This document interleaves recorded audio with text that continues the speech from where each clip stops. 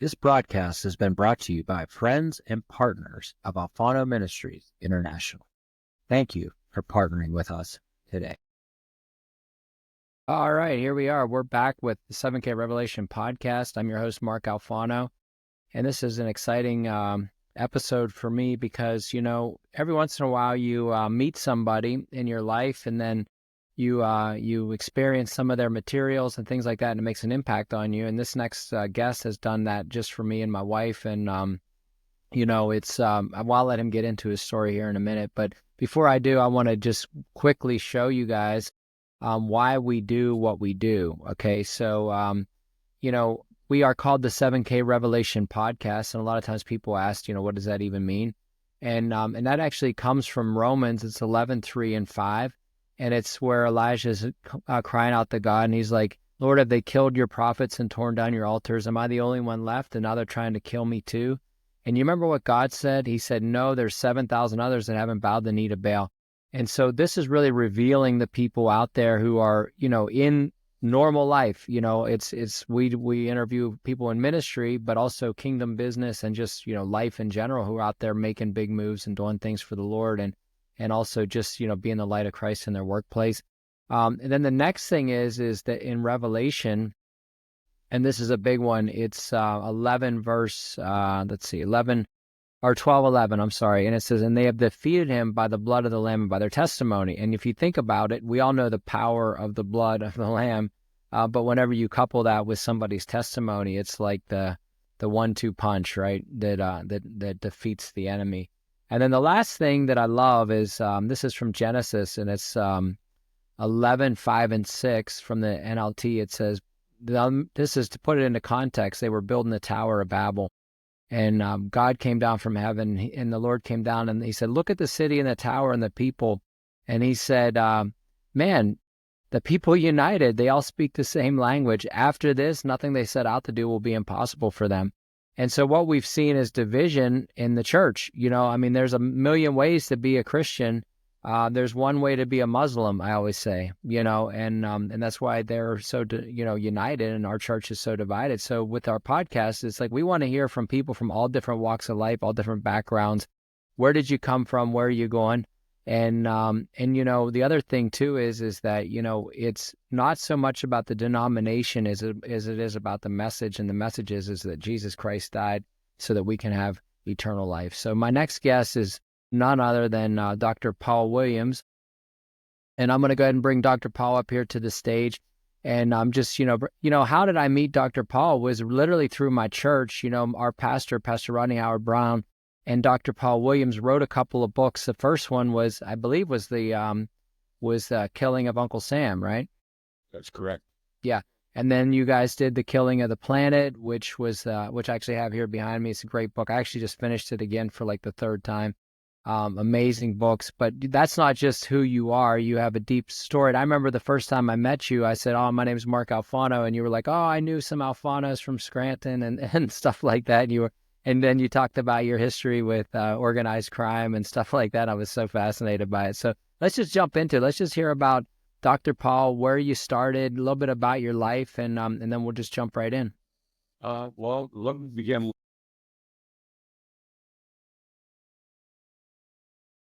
Serpentine, the first Catholic, and I was raised in a family of coal miners.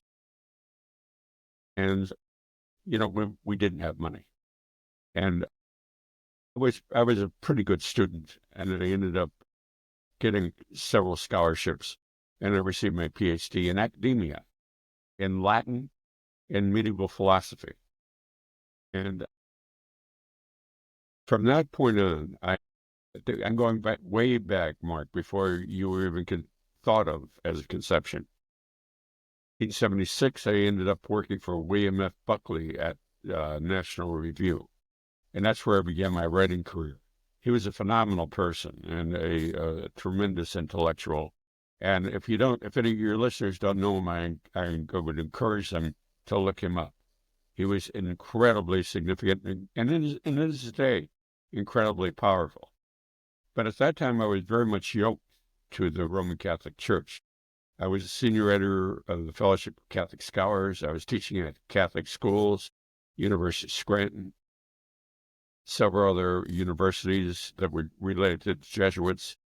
And I was really basically a Catholic who was disillusioned by Vatican II. Before Vatican II, of course, the liturgy of the Mass was an inspiration for composers, for incredible music, incredible art.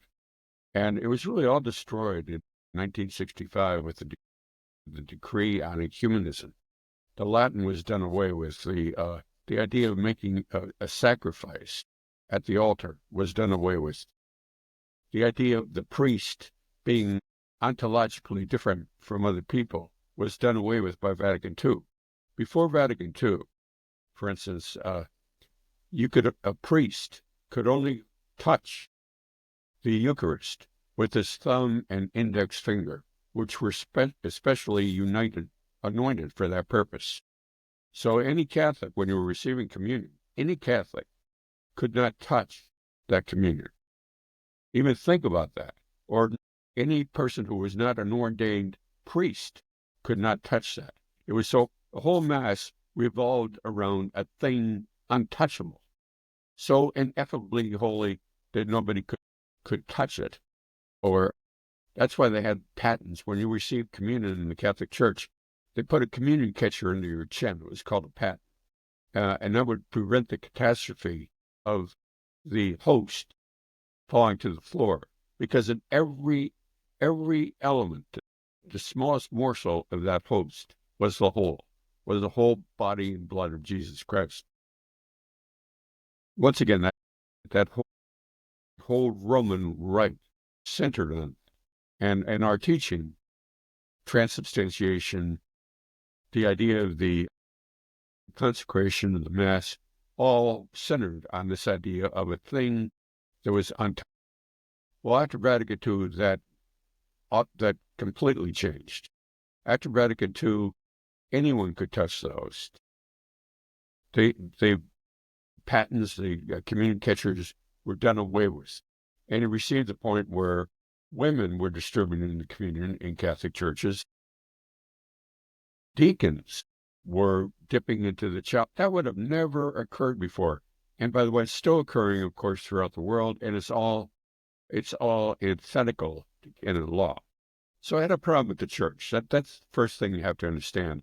And yet I was linked to the church by my profession, by my teaching profession, by my writing profession, and of course by my personal life.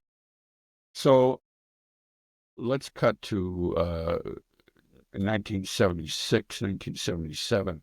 I began to completely lose my faith. I realized that the liturgy was all a travesty. Any meaning it had was gone. The great fathers of the church were really done away with and allocated to the past, and that the church had surrendered all its cherished claims, all its tradition, to the zeitgeist, the spirit of the age. So I started writing once again about Vatican II and what was happening to the church, and a series of books. One was published by Doubleday. It's called Everything You Want to Know About the Church, but We're Afraid to Ask for Fear of Excommunication. That appeared in 1989. Once again, it was a selection of the Conservative Book Club. It was published by Doubleday, and it became an international bestseller. Well, after that, I started my own newspaper in Scranton, Pennsylvania, which was called The Metro. And my background, once again, as I told you, was medieval philosophy. The subject of my dissertation was Peter Abelard. He has never been translated into English, so I had to go back to all the original Latin text and translate his writings into English, and then that brought me to the Vatican Library, by the way, in the 70s, where I gained access to a lot of the ancient manuscripts. But probing into Abelard and translating really teaches you how to investigate. And really, it gives you the mind, not of an intellectual, but really of a chicken, because you're able to see, peck the corn, pick the kernels of truth from the manure. So I gained that ability, and I started a newspaper, and I started writing about organized crime in northeastern Pennsylvania. There are several sections of the United States where organized crime is centered. New York, not naturally, Miami, naturally, Las Vegas, naturally, Los Angeles, Kansas City, Missouri, and strange to say, Scranton, Pennsylvania, because the garment industry was here, and the coal industry was here, and the garbage industry was here, all of which gravitated mafioso to northeastern Pennsylvania. The most powerful mafia figure at that time was Russell Buffalino. He became the subject of a movie called The Irishman.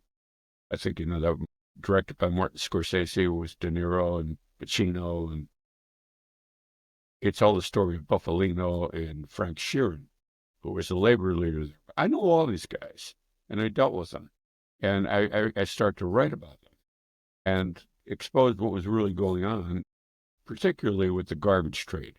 Every garbage hauler, almost every garbage hauler on the East Coast was tied to the five families of New York and to Buffalino. And they all used to come here to this area, and you know, John Gotti. I mean, I met, once again, they all became very, very, very familiar figures with me because I was an investigative reporter. I wasn't getting my information from the computer. I wasn't getting my information from other newspapers. I had to go out there and meet them and see what they were doing. Spend a lot of time just sitting, waiting for people to arrive at the Keystone landfill in Dunmore, Pennsylvania. But that's what I was doing, and I kept writing about organized crime and the menace it posed to Northeast PA. The newspaper's called the Metro. It won several prizes. It was a great newspaper. It was unafraid. It was really tackled subjects dead on, and it became a real voice in this area. I mean, we had tens of thousands of subscribers. It was very successful. Well, lo and behold, what happened was, yeah, it was successful in terms of subscribers. But once I would write an article about somebody like Louis de Naples, who right now is very much alive and kicking and the head of organized crime, or William D'Elia, who was once I started to write about them, my advertising base shrunk enormously. My advertisers used to receive calls. If you advertise in the Metro again, you will never do business with Epic. So it really almost put them out of business. So after they did that, members of organized crime, including a state representative, said, "Oh, guess what, Paul? We love your newspaper." This is not stupid anyway. "We love your newspaper, and we want to support it. We have a landfill that's not related to Louis de Naples, and we really, we love what you're writing about it." Well, and I was running out of money because I had no advertising base, and I had a small fortune invested in the newspaper. So they said, we want to buy it, but we're going to sell it to a doctor. A medical doctor's going to buy it. He's not going to bother you at all. He's only going to have 5%, and for that, we're going to give you X amount of dollars. So I said, yeah, sure. I'll take it. Somebody can buy in. So what happened was, after that occurred, the state representative, Feeney, and his representatives took me to a warehouse in Pittston, Pennsylvania, where I got the SH beat out of me. They grabbed me by the hair, and they were knocking my head on the concrete floor until, blood was pouring out of my ears and my nose, and I lost my hearing entirely, one ear. And I ended up in the Wilkes-Barre General Hospital. But as a result of that, I was approached by the FBI. And they said, "Paul, you know all these figures, and, you dealt with them. Just go back to work with them, and, you can become a leading consultant for the FBI, and we will pay you. And anything that you're losing at the Metro, we'll take care of." So what happened was, I went back there, and I became an employee of the FBI for 10 years. And once again, that was a significant part of my career. When you see mafia figures like William D. Elia, D''Elia, you just look him up on Wikipedia, you'll see that what he was doing was laundering millions of dollars through the Metro. That was a newspaper I owned. I mean, anybody can do that research and discover that. Okay, so I'm going to the newspaper closes, and I'm still affiliated with the FBI. And strange things are happening up here, Mark. Maybe I'm speaking at too great of length. I don't know, but interrupt me if I am. But strange things were happening up here. The old Italian strong guys, the mafioso, the Italian mafia, was the people who were the soldiers were no longer Italian. They were Albanians. And they were coming in from Albania, and you had the rise of the Albanian mafia, which is now probably the most powerful mafia in the United States. But Albanians, a lot of them were Muslim. And that brought me to present day. Thanks to my background and thanks to my links, I heard about a terrorist by the name of Adnan al-Shukr Juma, who was a mafia, who was the FBI listed him as the #1 wanted terrorist in the world. I discovered a lot about him, and I discovered from my Albanians and from the other links I had, other people in the news in the news industry, which was still operating vigorously at that time, that he was in Canada at a university called McMaster University, where he had stolen radiological material from the reactor, and he was involved in the development of radiological devices, small radiological devices that could be set off at any major city in the United States, and of course, create incredible havoc and chaos. So I went to McMaster University. I found professors there in charge of the reactor and professors at the university. And I talked to a hairdresser there who was telling me all about Adnan. And I talked to people at security there who were telling me all about Adnan. And sure enough, once again, this is my private investigation. The news broke that something serious was happening at McMaster University.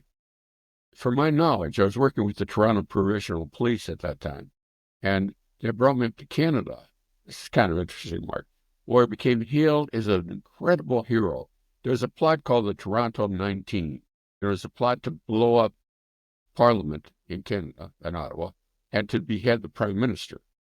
I mean, all the newspapers in the world carried this, and I'm the one that broke this. So I go up to Canada, to Toronto, and I'm wined and dined and hailed as a hero, and I go back home. And while I was in the United States, I'm speaking to various news outlets, ABC, every major news outlet really throughout the world. And the airwaves, of course, are carried to Canada. So because of that, I was sued for millions of $22 million by McMaster University for telling the truth. And I discovered then that in Canada and in England, which operates under British law, you have no freedom of speech. You don't have freedom of speech. You don't have freedom of press. They don't exist in Canada. So I ended up being sued in Canada under Canadian law. And this whole thing seemed really ridiculous, right? This can't happen to an American citizen, especially since what he is saying and doing and writing, he's doing in the United States. So I approached several lawyers, international lawyers, and they said, Paul, yeah, that suit can continue in Canada. You don't have rights there, and you're affected. So anyhow, it took the breath away, and then people from McMaster University were calling me up saying, well, all you need to do is say that what you were saying was incorrect and wrong, and issue an apology, and the lawsuit will go away. Well, my publishing firm at that time, and once again, I've never been self-published, always major publishers, were so intimidated by these threats of huge lawsuits from McMaster's that they acquiesced and they said, "Oh, we don't know what Paul Williams is doing," la. But I didn't. I had a wonderful wife, and I said to her, I said, "Pat, we're being sued for everything we have. I have to be tried in Canada. I need to get a Canadian lawyer and an American lawyer, and it probably is going to cost everything that we have." And my wife said, "I support you." That was it. And once again, I was sued in Canada. I fought back. The lawyers in Canada, it was hard. It was just a horrible experience. But at the end of the day, the lawsuit went away. But I was left with the bills. And that was a huge debt. So I continued writing. I wrote several books for, I think, every major publishing firm in the United States. I wrote for Bantam, Doubleday, Dell, Penguin, you name it. I wrote for them. And I churned out a lot of books. Some of them became international bestsellers. A lot of people throw that term away. But I mean, these were real, genuine bestsellers that were on the bestseller list in the major newspapers throughout the world. One was Operation Gladio. That brings me to the second part of my story. And I'll stop right here if you have any questions. No, it's amazing so far. I mean, one thing I did have a question on, going back before you go to the next topic is, you talk about organized crime and, do you believe was there anything ever good that, in the origins of that, especially coming out of Sicily and places like that, where it started out with good intentions and went bad, or do you think that they were just bad from the get-go?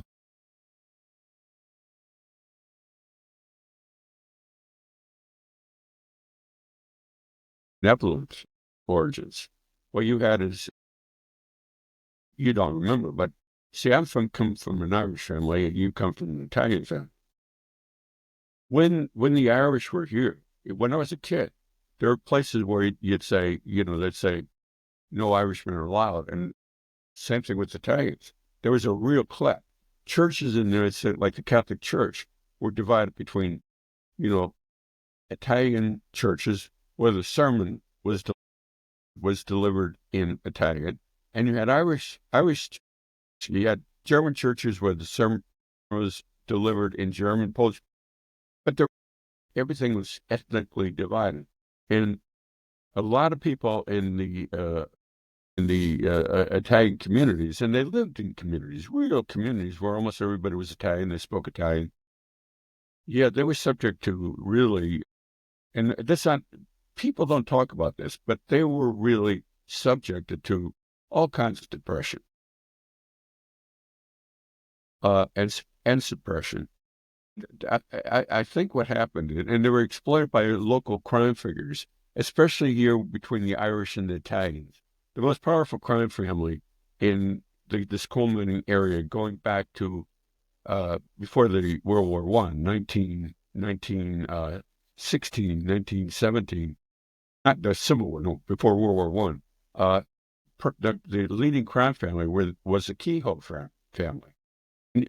I mean, you couldn't, if you were an Italian immigrant to this area, unless you paid out and were subservient to the Kehoe family, you weren't going anywhere. So what happened is these groups that came up from Sicily and southern Italy began to, they began to form families that would protect them. And ergo, you have the rise of at least the American mafia, Italian mafia in the United States. I knew many of them, and many of them were charming people. Many of them were really, really, really great people, I could say. But a lot of them, of course, were horrible and involved. I think the real division came up with drugs. Before then, they would be involved in prohibition, maybe some prostitution. Gambling was a big thing, sports gambling. betting numbers, betting on horse races. They all control that. But to answer your question, yeah, it started with a good purpose. Yeah, because I even remember as a kid watching The Godfather, and that there was like, even for in the movie, which was based on some reality, was where the Godfather didn't want to get into the drug business. He said it was a bad business, it was a dirty business, and something we didn't want to do. I always thought that was interesting. That's a good question, Mark. Let me just stop there 1 second, because regarding the heroin, what happened is, let's cut to 1947. This seems unrelated, but it's very much related to everything around us and everything that's really affecting us today. In 1947, in Italy, there was an election. Italy, there were more communists in Italy than any place else in the world except Russia.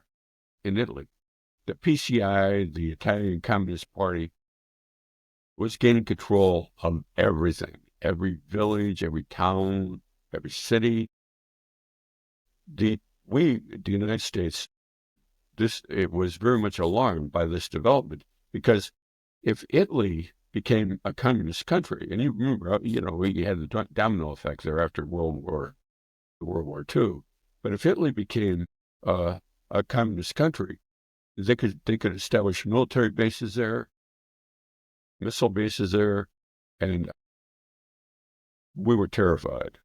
So in 1945, the U.S. government became, under the old OSS, Office of Strategic Services, became involved in the election in Italy in 1945 to advance the cause of the Christian Democratic Party so the communists couldn't take it over. All right. So along with that operation that was going on in Italy, you had stay-behind units throughout Europe called Gladio units. There were really a secret army in every major non-communist country, in France, in Germany, in the Netherlands, Britain, Spain, Portugal, in Italy, of course. Every major, after World War II, set up these secret army, and that was all called Operation Gladio. And what happened with Gladio is, you had the situation in Italy. You had this situation, this threat of communism throughout Europe, and the need of funding, okay, to offset or thwart or defeat the forces of communism in these various countries. So suddenly, by 1947, with the situation in Italy, you had operations initiated by the the USA, that required the output of billions of dollars. I'm talking standing armies in European countries. It's called Gladio. This is not myth. This is all anybody. There were international juries. This is an established fact. So what happened was, in Italy, when we had the threat of the communist takeover, the U.S. government, the Rockefeller Foundations, and the various foundations who funded the original OSS, formed the CIA. And the CIA was formed, once again, primarily because of what was taking place in Italy.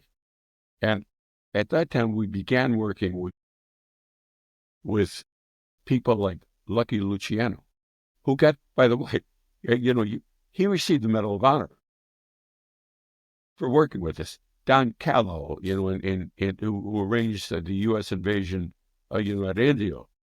All these people were mafia figures, but they began to work very closely with the newly created CIA to prevent the takeover of the Italian government.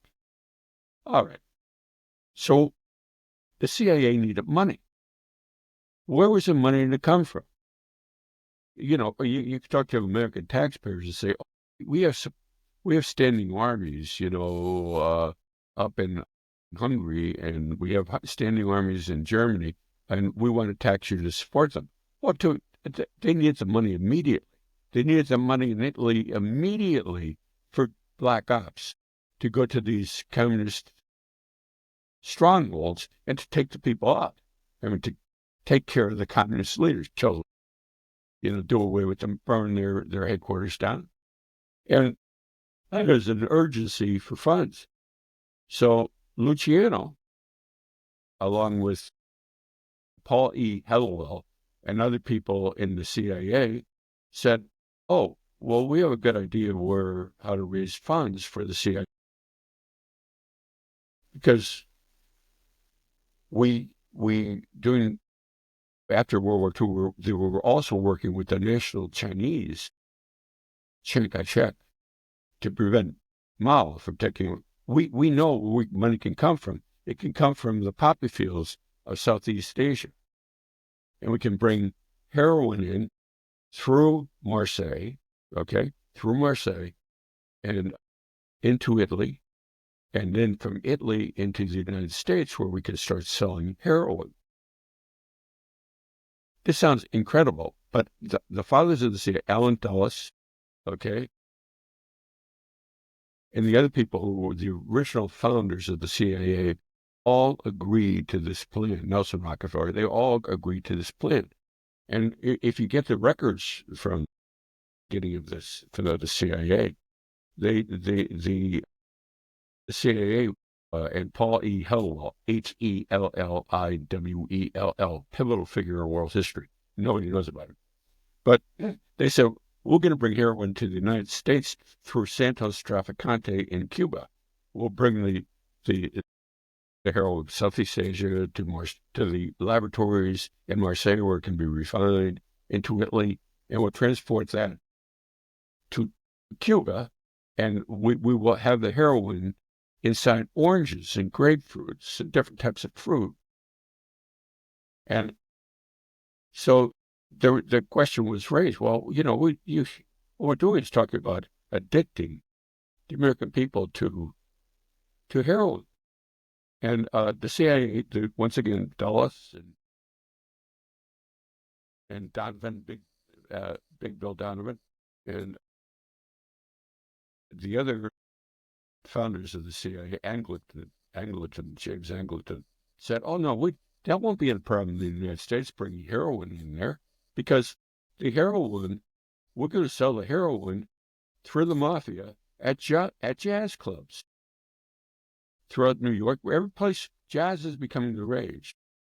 And we'll sell it at these various jazz clubs, and the only people who will become afflicted with heroin and addicted would be black people. And for the majority of white America, it won't affect them at all. So, sounds like but that's what happened. So heroin first came in from 1947 for the CIA, which I'm going to raise a question. The heroin is now coming from, and this is off the subject, but it's much more important than my testimony. Heroin is now coming in not from Afghanistan, but it's coming in from Mexico. I don't know if you know that. That's the number one supplier of heroin in the United States right now. Mexico. It's flooding in here.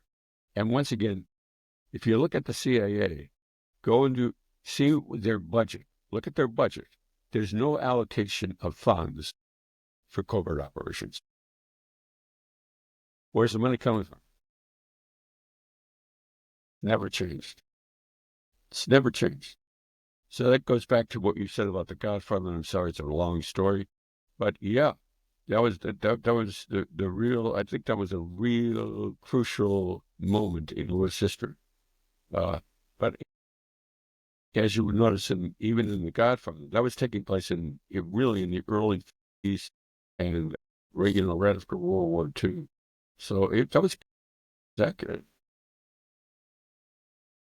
Yeah, even a lot of what you said is what they said in the movie, So obviously they had some good research whenever they put that that film together, huh? Well, a lot of people that were in the movie were mafia figures. Yeah. Al Lettieri was a mafia figure. Big. Didn't think Gabrazzi was a mafia muscleman. Yeah. That's good. So, do you want me to take you to the second part of this? Yeah, before you do, one more question is that Scranton is obviously you said tied to a lot of that, mafia roots, and then there's some good political figures that have come out of there too. I'm sure there's some some old time connections there, right? Hey, it was a good place to be a newsman. Yeah, I can tell you. I could imagine. So yeah, let's go on to the next part of your story.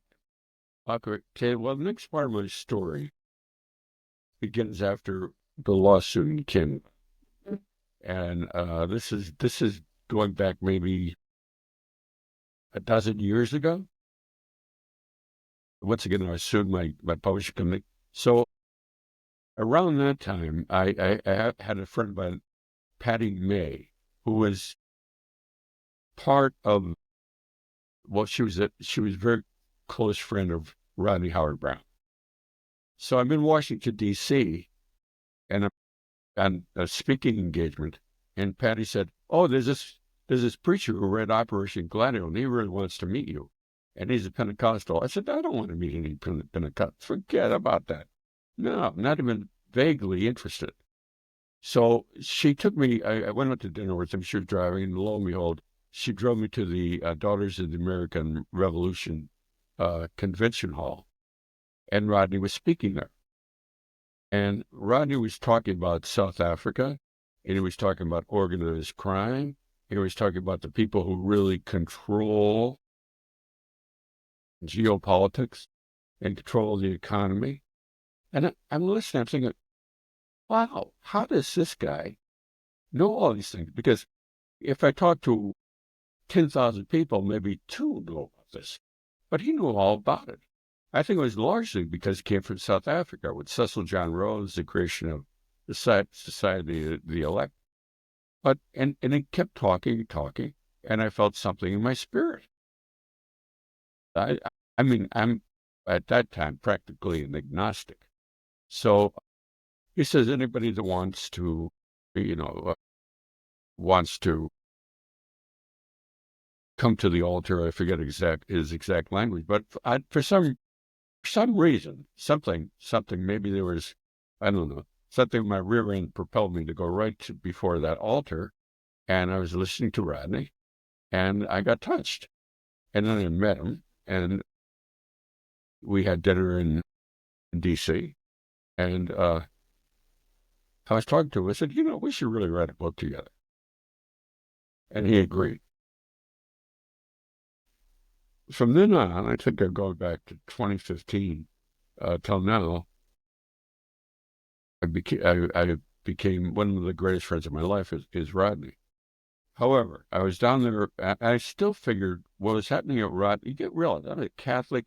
I was really groomed as an intellectual, and I didn't know me to tell it myself, but my background was in there: philosophy, academia, Latin.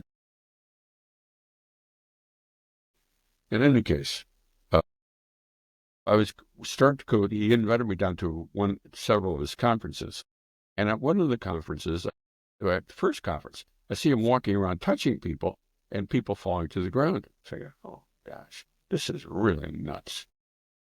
This is so far from me. Please get me out of here. And I was sitting next to Patty May, my wife, and I said, Patty, this is crazy.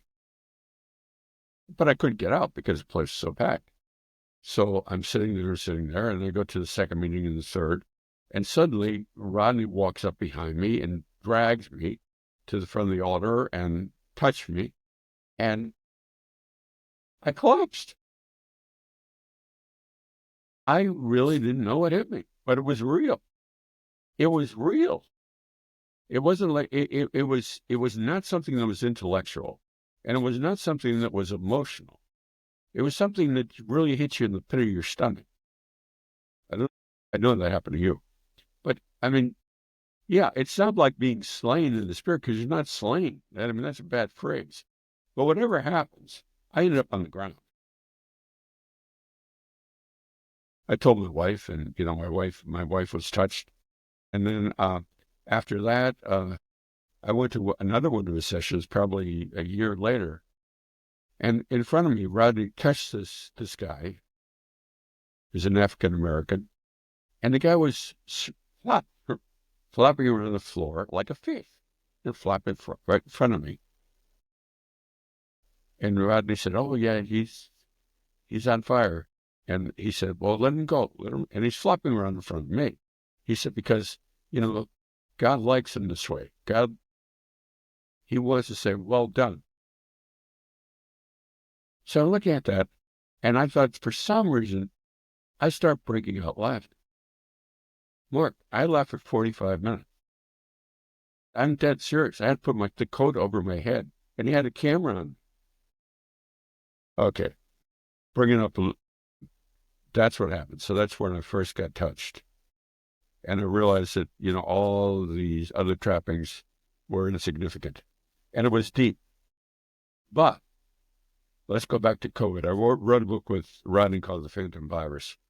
And at the same time, this is 2021. My wife she had AFib, and she was taken to the hospital. And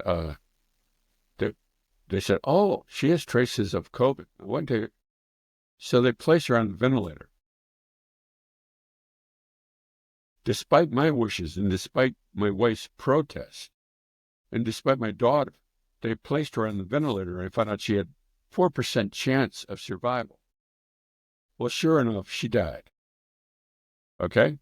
So my wife died. They had her in COVID. Shortly after that, I was diagnosed with cancer of the bladder. So I had to go through these procedures. And I was in the hospital for I got bacterial pneumonia there in the hospital and almost died. And they didn't know who to call because my religion was listed as still as Roman Catholic. So they brought in a priest to administer last rites.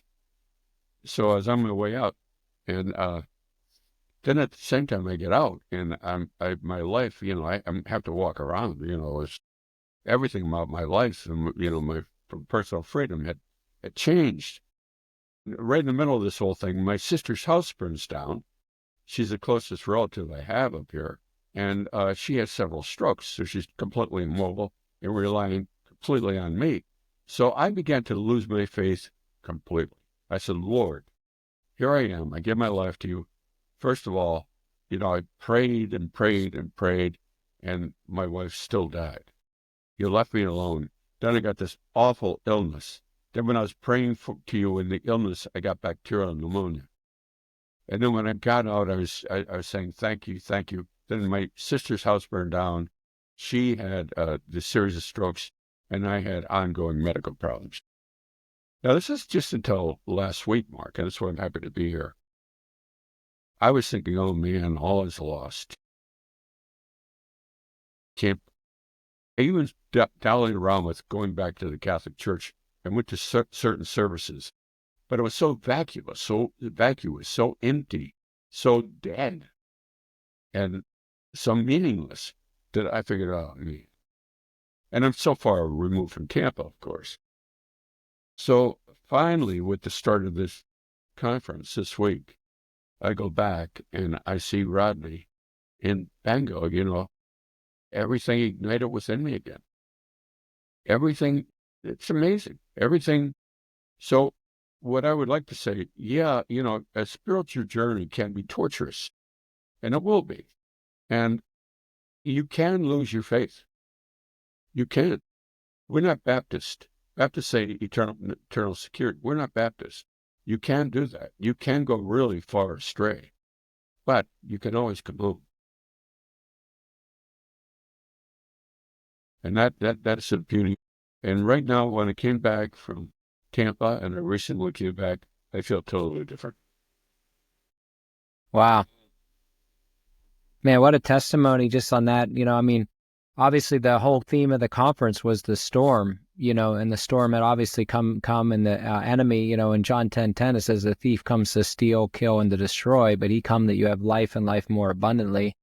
And so you're literally walking through that storm. And, I had the opportunity to teach with the kids on Thursday.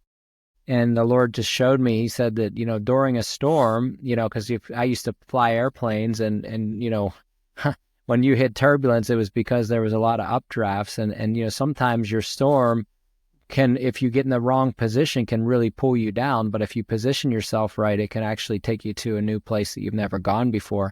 And so I was really, really happy to see you back. We were missing you, and wondering where have you been. And literally, it's like, man, I know I think I tried to reach out to you a few times, and just couldn't get a hold of you. So I'm just so happy to see you back. I was lost. I'm not kidding. Yeah.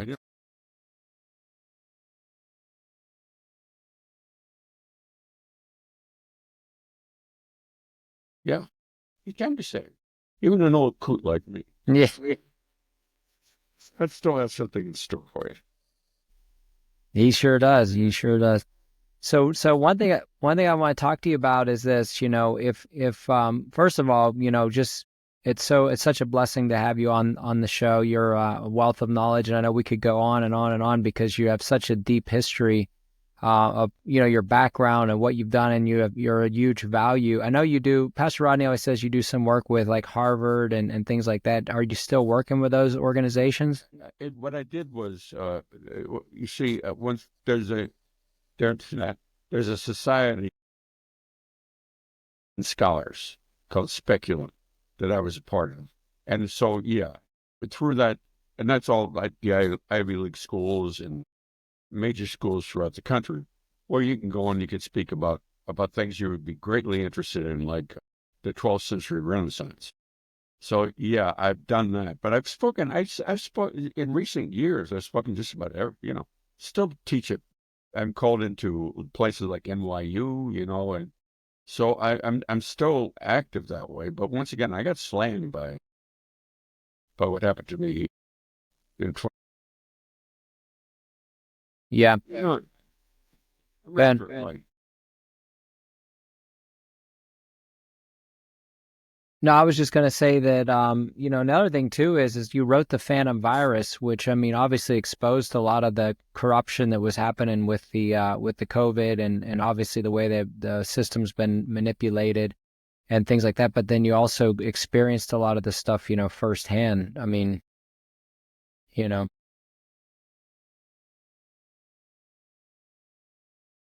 when we wrote the Phantom, everybody was saying Fauci, and everybody was saying that the COVID came from a fish market in Wuhan. We were you got to realize when that book was published, we were the first ones to read about the Wuhan virologies. We're the first ones to expose Fauci for what he is. We're the first ones that said that the virus was manufactured. It's in that book that was written once again, even long before Bobby Kennedy was talking about it. We expose all of that. Now, how do you get that kind of knowledge and are led to that kind of research? It's only by the hand of God, because I'm telling you, you can read that book right now. It's as fresh as a daisy. And it's incredible. There's nothing there that changed. And that was written right at the start. That was even written before right when Pastor Riley was locked up. That's going at the very, very start of the lockdown. Yeah, it was very eye-opening for sure. I think the only thing is a lot of people choose not to read. They just like to sit and be fed information, but they don't want to dig for themselves. It's like, hey, whatever the news says, I'm going to do. And if they tell me to wear a mask and take a shot and do whatever, I'll just do it. And of course, you have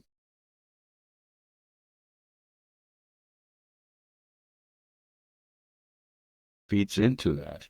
And you have the fact that right now, the American people, only 5% of the American people read a book a year. That's why you have the collapse of all the bookstores. It's not like they're buying books online. They're not buying books. They're not reading. You go to school and they're not learning. If you talk to people anywhere, if you talk to people about what's taking place in the Ukraine, they really have no idea at all. They have no idea of geopolitics at all. They're not informed about things that really impact them day to day, hour to hour at all. So that's why, podcasts like this are important. And I feel right now a sense of obligation to at least proclaim the words as I know it. Yeah. Yeah. Another thing too is I listened to a lot of old time teachers and things like that, that especially in the Bible realm, who study prophecy and what's happening in Europe and the European Union.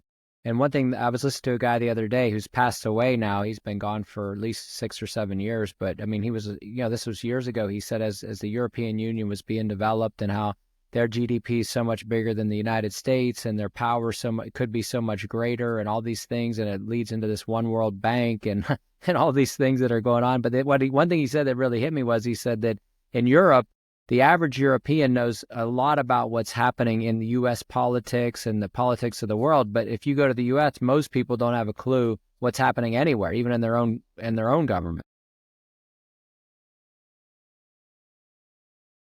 That's why just go to this is my advice. Don't just go to the books of prophecy. Read people like Brezhnev, who was the national security advisor. He wrote a book called The Grand Chessboard. And this is what Rodney does. Rodney reads these things and he knows them. Dating back to in the 1980s, wrote that book, The Grand Chessboard, and he said, prize for the U.S. and the prize is to control the world's wealth. That's what we want to do. He wanted to do it, and he said the only way to do that is with the creation of Eurasia, because that's all one continent anyhow, from China all the way over to France. That's all one continent. That remains. You look at what's happening in the Middle East. You look what's happening in the Ukraine. You look what's happening in places like Azerbaijan. It's all part. It falls into that same pattern for the control of the world's wealth. Much of the world's wealth, for instance, is located in the Caspian Sea. People aren't aware of that. Vast, vast, vast resources. And whoever ultimately gains control of that, like Brzezinski said, will control everything. Yeah. Yeah. Yeah, and that's why you need to get the word out as much as you can. I think a lot of times, especially with going through the storm that you went through, people think, well, I'm done. There's no more value left. And I know Pastor Rodney always says that you're in your most productive time now. And because you know what, as your generation leaves the scene, we're in a generation coming up that relies on AI and just spoon-fed information that doesn't really dig for information. So it's so important to have your knowledge to be spread with people. Well, it's a pleasure to be with you. Yeah. So one thing I'd like to do as part of the podcast and wrapping up really is, what advice do you give to that young person who's just getting started out? Like, you're an author, you've written many books. I wrote a book. I never did anything with it. It's still sitting in my computer. And so there's certain things that you have knowledge and information to help a young person is like, hey, listen, if I started out today, if you were starting out right now all over again, and you had it to do over, what would you go back and tell your younger self to say, look, do this, don't do that, but these are things to help you avoid some pitfalls in life, Mark, I got to tell you this. For some reason, I think everything that I sound please don't think I'm sounding like Kamala Harris, but like Joe Biden. But there's very little that I personally would have done differently. I always at the right place, fortunately, at the right time for some major opportunities that would not be offered to members of the current generation. For instance, when I was a young writer, there were magazines. Magazines were huge places where you could get, for writers. They could be published in a magazine, and that would lead on to other things. I was involved in the movies. I was involved in, writing for magazines, writing for newspapers, and actually the leading newspapers throughout the world. That's all gone. So I couldn't advise somebody to go into a career in journalism because that would not be good advice because that's gone. And I would not encourage anybody to try to write a book because once again, that's gone. When I was writing books, there were major publishers that would all turn out 5, 10, 15,000 new titles a year. So the firms that I wrote for, Random House, a Doubleday, Phantom, Penguin, they're not all different companies. Now they're all one company. They've consolidated. And instead of publishing every company publishing thousands of books a year, you have this conglomerate publishing 5,000 titles a year. And the only titles that they will publish are from established writers. And so therefore, if you're not established and you don't have you have no, so what advice, I can't give any firm advice what I would advise young people is to do what you're doing right now. Start a podcast and unite with other people who believe the same way that we believe, and to form a coalition where we can exert some real power. For instance, with Rodney, I think Rodney's pivotal to this whole thing because he's incredibly knowledgeable. He has a vast platform, and he's charismatic. And he's out of all the people I know, he really, really, really has the heart of the Lord. That's I would encourage. Well, when I see people like you, I have hope.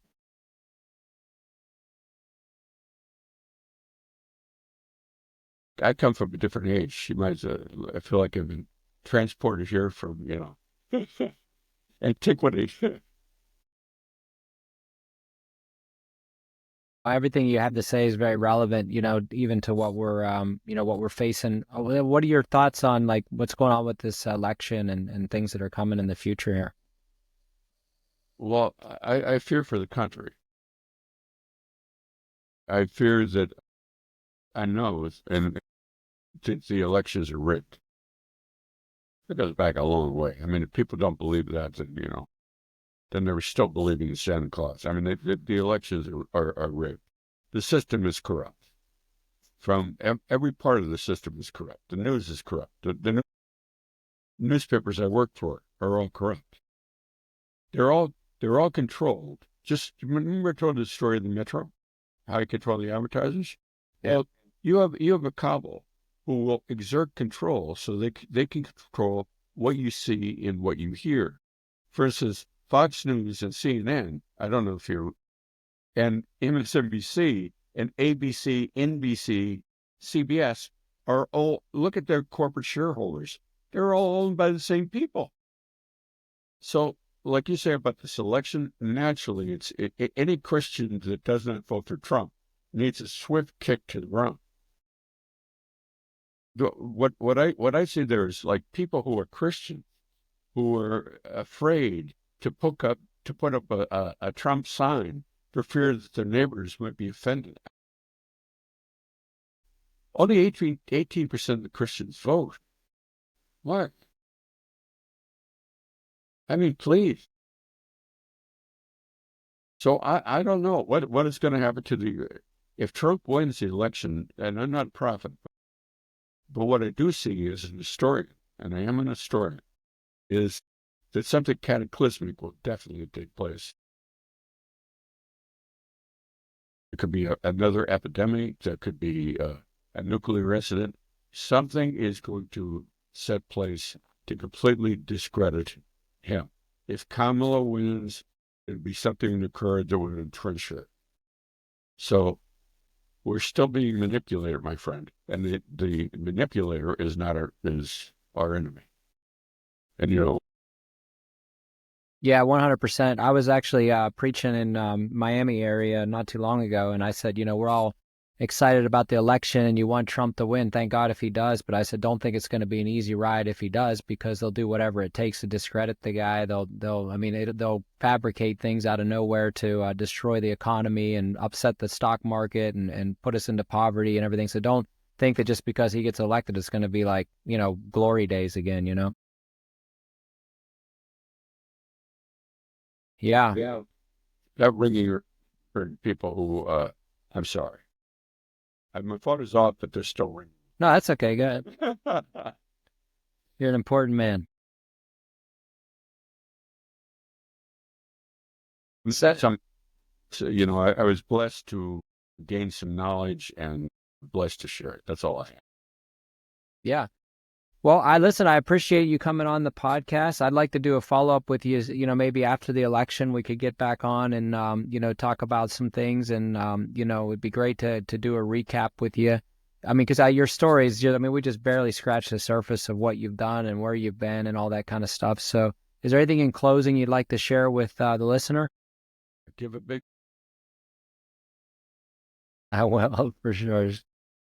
Definitely 100%. So, all right. Well, that's it for today then.